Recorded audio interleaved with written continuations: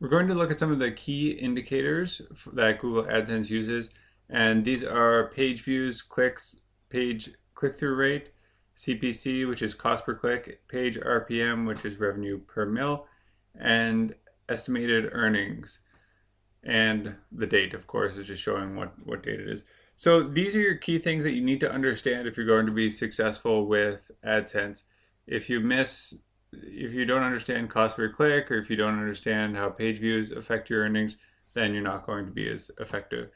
So page views, first off, this is how many page views your website has gotten, your blog, your web page, whatever it is. Now, a page view is not a visitor. A visitor is whenever a person comes to the site, it's one individual person, but page views is how many different pages were viewed. So one visitor could visit 5 different pages of your website, and that would count as 5 page views. So this is essentially the traffic, and the reason that they do it by page views and not by visitors is because every time they visit a new page, it's going to refresh the ads. It's going to be showing a different set of ads, and there's another opportunity for them to click on it. So if they don't click on an ad on the first page, maybe they'll click on it on the second page. Now, every time that, usually when someone first lands on your site, that is the highest percent chance that they're going to click on an ad. If they view, let's say, 10 pages, there's a very low chance that they're going to be clicking on an ad on the 9th or 10th page. So that's just something to keep in mind. Your highest percent chance of getting them to click on something is on the first page. Now, the next thing is the clicks. So this is what happens every time somebody clicks on one of your ads. So they're going through your web page and they just click on it, and that is going to show up as a click. So what you have here is the page click-through rate. This is a combination of page views and clicks. So what this means is, let's say that you have 100 page views and you get 10 clicks from those page views, your page click-through rate would be 10%. So because you have 10% of 100. Now, a 10% click-through rate is very high, and it's a little bit unlikely.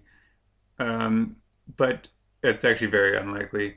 If you're doing it by Google AdSense's rules, it's very unlikely that you'll be able to get that high of a click-through rate. For the clicks, basically what you're looking for is you want to be able to influence the clicks in ways that Google AdSense allows. This has to do with changing the colors of the text in the ad, so you can try different colors. And actually, Google AdSense now has something that makes it very easy to do this. You can create an experiment and test one color against another, and they will actually tell you which one is the best performer. So now you know page views, clicks, click-through rate. The CPC is the cost per click. This is another important factor in that, depending on what your content is, this will give you a different cost per click. So you could get something as low as 8 cents per cost per click. You get something as high as $1 cost per click, or 60 or 70 cents. So you want to have a higher cost per click because, in general, if you have a 10-cent cost per click and you got 10 clicks, that means you'd make $1. If you had a 60-cent cost per click and you got 10 clicks, you would make $6. So it's a huge difference. If you want to make $1 or $6 per 10 clicks, that's going to be the difference. So this depends on what kind of the content is. If you're doing like jokes, a page about jokes or something like that, you'll probably have very low cost per click. The reason why this is because advertisers will advertise on websites that have the audience they're looking for. So if I'm an advertiser for, home appliances, I want to advertise on a website that talks about home appliances. I don't want to advertise on a site that just tells jokes, because none of my potential clients will be there at the time, or they'll be shopping. So you want to have something relevant that advertisers will be able to advertise their product and they want to be able to make money off that. So cost per click, high cost per click. You can look at things like automobiles, anything about cars, home appliances are good, home furnishings, home decorating, those things are all good. Renovations, real estate, lawyers, those are all high cost per click.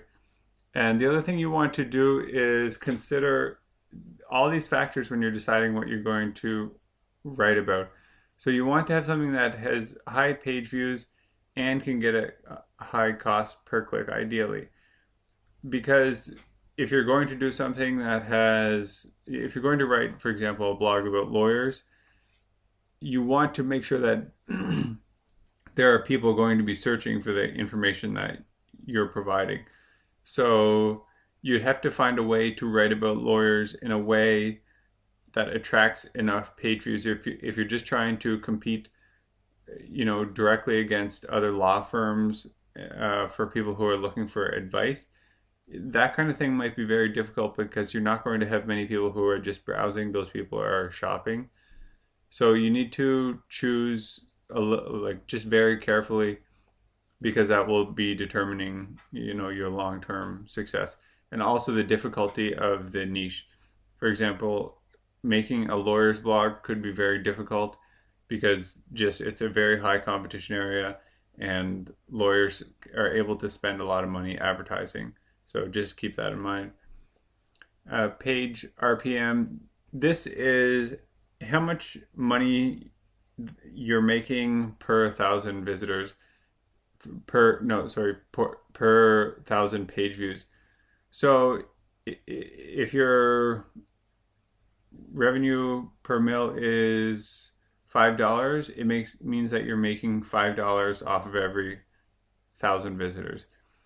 This means that, say you have a page RPM of $5, if you want to make $20 a day, then you need to get 4,000 page views per day. So it's pretty simple math. If you can get your page RPM up to $8, then you can, if you have 4,000 page views a day, then you have $32. And then that all goes to your estimated earnings. The estimated earnings are the way AdSense does the earnings. They don't give you a finalized earning until they actually pay it out. Sometimes there's a couple dollars adjustment. This could be for fraudulent clicks. It's not fraudulent clicks from you doing it. If you do it fraudulently, then you'll lose your account. If for some reason, let's say somebody clicked on 5 ads when they visited, Google might refund some of the advertisers who paid for that. Usually I find that the estimated earnings is pretty much spot on for the end of the month earnings. I think generally it's only like a couple dollars off. They usually correct like $2 or something like that. For me, it's been very low. I haven't had any major corrections with it.